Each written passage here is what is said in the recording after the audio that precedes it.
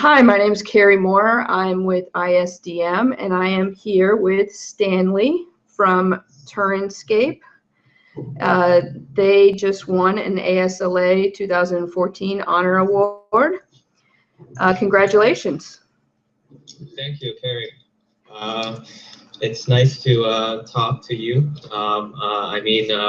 This year for the ASLA award, we awarded with the Liu Panshui Minghu Wetland Park. So I'm happy to speak about the project and explain some detail for you.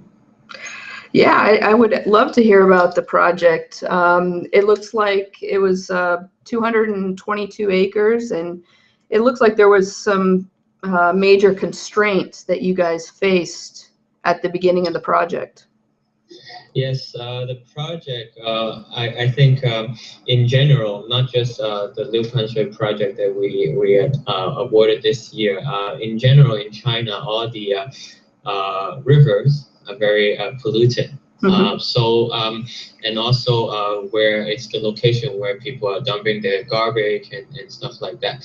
So for this project, also in Guizhou, there's flooding issue during the rain season, and then also the river is polluted, and then there's a loss of habitat, and also there's a main problem with this site. It's a river that is inaccessible for the local citizens. So these are the problems that we're trying to solve in this project. Yeah, the channelized river, the flooding, there's a lot of pollution. So what was the main reason that you were brought in on the combination of all of it, or was there one driving factor? Well, we were commissioned by the government. At the beginning, they want this project to be, they want to build a central park, basically a cultural precinct for the city, because they are hosting a tourism fair, a national scale tourism fair in the city about 2 years ago. So the whole point at the beginning is start off with a landscape central park design for the city. And then when we visit the site, we saw the site and we saw a lot of problems that it's not just building a park will help anything. So it's an integrative kind of intrinsic issue that brings together, because there's a reservoir on the site and a river which is very polluted. So we don't want it's a system, it's a water system, a ravine system that eventually we have to bring all these matters together and try to resolve it, because if you have a wetland park and the water is not clean, so there's no point to build a park out of it. So we are kind of pushing a little bit further, not just we start off by the commission of the central park design, but then it extended to a bigger scale. Yeah, we start off with urban design rather than just focusing on the landscape. Yeah, you looked at it essentially as a holistic, a working system, a living system. And the ASLA really highlighted with the fact that, not only does it look good, but it really is cleaning the water. Right. So what was some of the design ideas behind how to address some of the initial concerns, like the pollution? Yes, I think the whole concept for this project is about slowing down. How do we slow down the water? How do we so the main concept for this project, we call it slow down. So we slow down the water. If we slow down the water by our wetland system or terraces system that will help cleaning the water, because we can use plants to clean the pollutants from the water. And also we have this slow traffic system within the park, and it helps people to slow down to enjoy in a natural environment within the park. So I would say the whole concept are based on this slow down concept. So in the urban scale, we basically, because all the development is happening along the river. And you know, Guizhou, it's a hilly landscape, so with mountains and stuff. So on top of the mountain, the water are actually very clean that you can actually drink. But then when it to the citizens, the city area, the water got contaminated, get polluted. So before it enters the river, so that's the reason of cleaning the water. There's a purpose for us to clean the water right at the beginning before it got discharged to the river. And the concept of slowing down the circulation that's designed, you know, it's designed in these circular or fashions that, and there are some areas where people, you know, where it dips down and people walk on little sort of pebble areas. There's a variety of different types of circulation paths. So how did the ideas of the circulation paths integrate with the cleaning of the water and slowing down the water? Okay, so that's a very good question. Let me explain it in the urban scale first. The urban scale, basically what I said, the water will naturally drain into the river, but going through the city. So in the urban scale, we have master plan and basically mapped out all the location. There's a water storage from the mountain to the city and before entering the river. So we basically map out all the places that we could have catchments of water, and so these will help slowing down the water. At the same time, it helps cleaning the water before it gets entering to the river. So and also for our site, all these natural weaving circulation pattern, basically they are following more or less of the site contour. So what we have done basically is also a very simple traditional method, or we call it the wisdom from the farmers, from the local farmers. We following the contour, the topography, and then we just do simple leveling. So we create terraces that allow water to be stored and to be clean. At the same time, we create all these small little dikes that allow circulation to pass through in a natural way. So the dikes that basically you design and the circulation, it's combined together, so it helps setting out the boundary, the border, the sizes for all these different ponds and catchments, and then it gets stepped down, and so it's like a traditional rice paddy or terraces that you see in the rural village.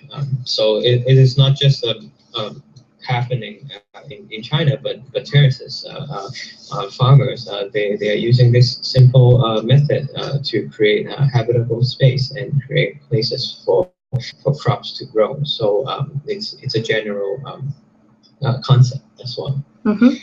Yeah, I noticed that the different levels, the differences create a variety of different feelings within the spaces.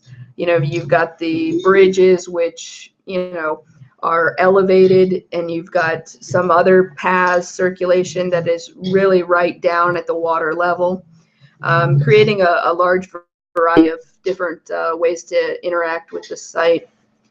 One of the things I was interested about, essentially before this design, that really was not usable by the citizens surrounding it, correct? Yes.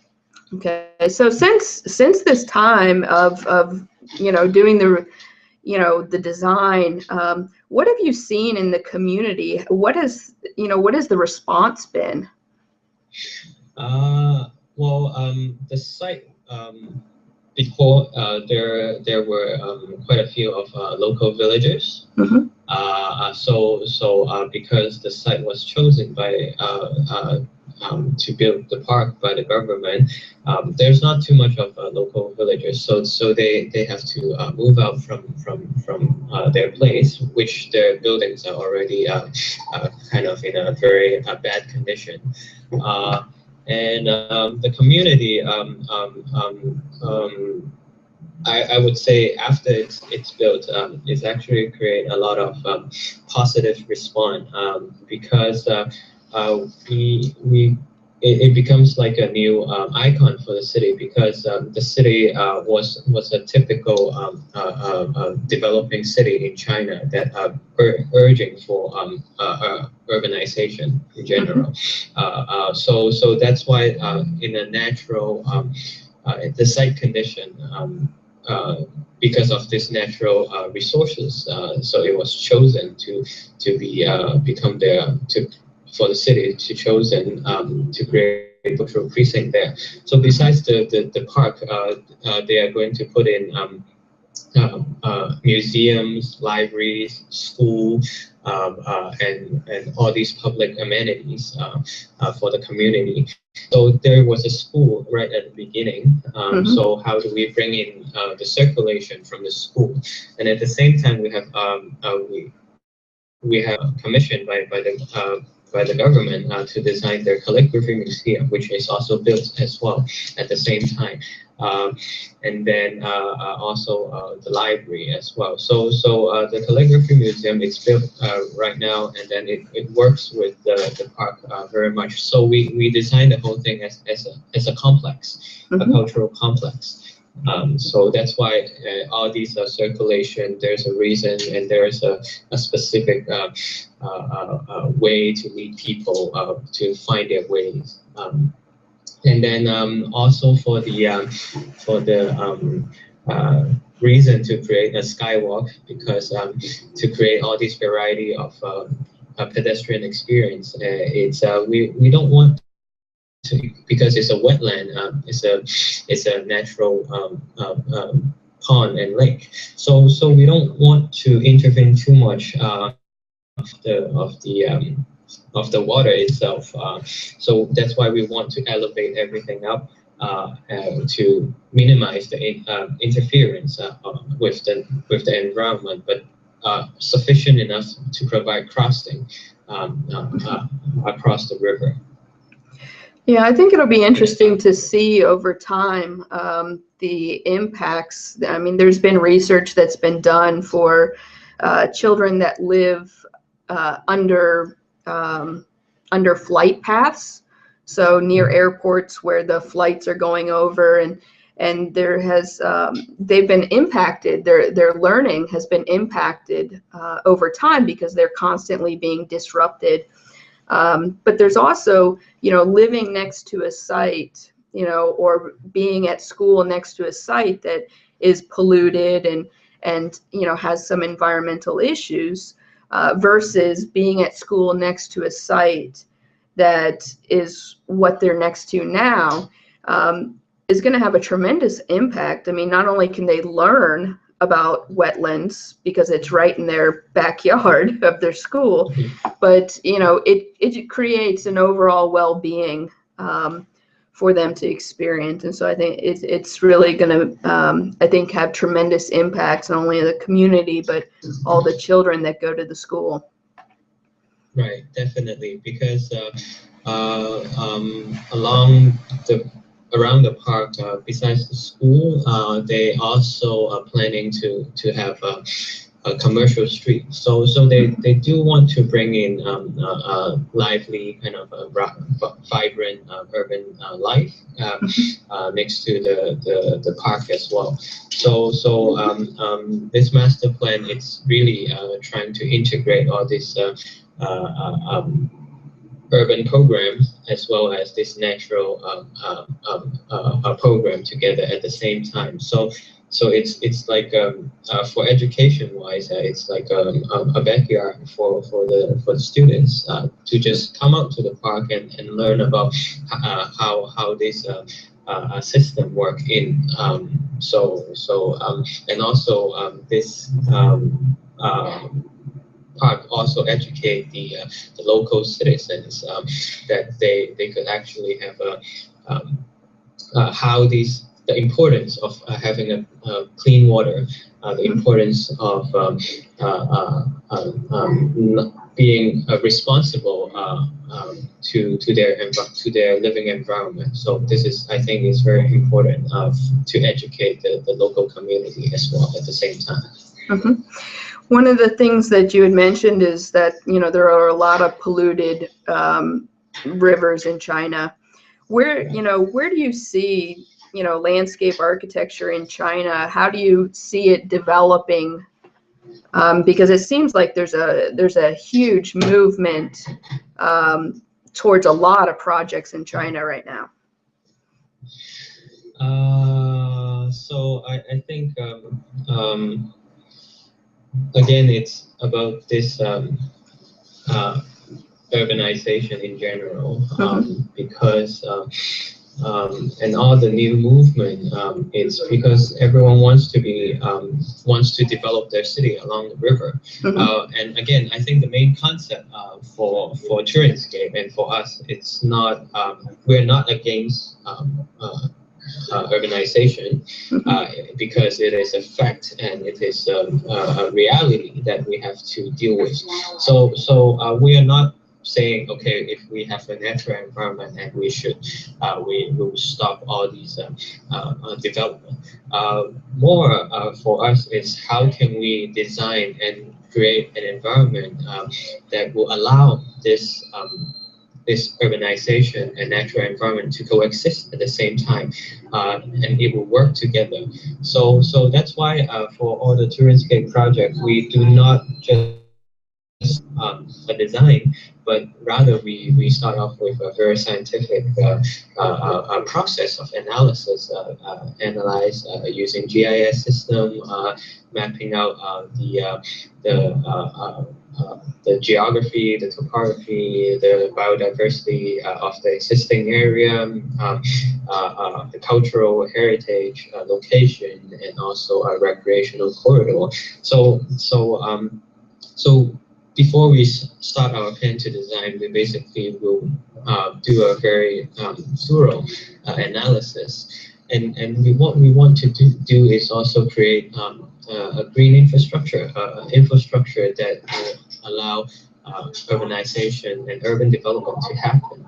So again, for all the river, we are having problems with flooding and all these issues. So I mean, so there's also different sequences or timing. So there's a 10-year flooding level, and there's 25 years, 50 years, and 100 years level. So how do we work around with these parameters? Not just from the traditional kind of way of thinking of trying to solve a flooding issue in a single manner, just channelizing the river. So how do we work around this parameter to design linear parks and inner river, inner lakes that could allow water to penetrate, to breathe through from the soil, instead of restricting them. And then we are based on this, and then we could design. So we want to create a network, infrastructure pattern.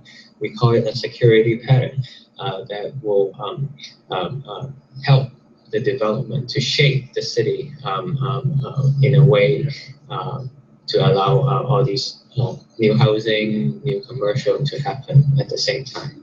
So this green infrastructure, this security pattern, it's what Turnscape are trying to do. So we start off with a scientific approach, and also we have an aesthetic approach with low maintenance vegetation to introduce to the site. So it requires less maintenance for the government and workforce and labor to maintain the site, because it's natural, it's wildflowers, wild grass, that local species. So in different way, not just enhancing the environment with a high cost, but also in a very effective and efficient way, but also beautiful. Okay. And one last question to wrap it up. All of this scientific knowledge, landscape architects need to know an enormous amount of information, and the scientific knowledge on the environment just, there's more and more every day. Where do you see the industry going? Do you see more specialization of landscape architects, or more integration with other disciplines, or what do you see happening? Well, I see it will be an integration of design in general for the entire industry. I will not just speak about landscape in general, because it is just one specialized design discipline. But I would see it's a more integrative approach from now on. Not just a master designer and coming in and master plan the whole city, or design the whole site. But that's why I think we bring in ecologists, we bring in hydrologists, we have engineers working with us at the same time in the project, and also architects and urban planners and landscape architects at the same time. So in our team, we also have a diverse kind of background and discipline working together at the same time. So we see the trend will be an integrative process. So for landscape discipline, we will definitely work with ecologists, arborists, and also biologists. I would say that will be the closest discipline or profession that we should work with more closely instead of separating them, and it should be a more integrative process in general. Great. Well, I want to thank you for your time. This is Stanley with Turnscape. You can see more of their work at turnscape.com, and we will provide a link here with the interview. And I want to thank you for your time. And congratulations again. Yeah, it's my pleasure. Okay. All right, thanks. Okay.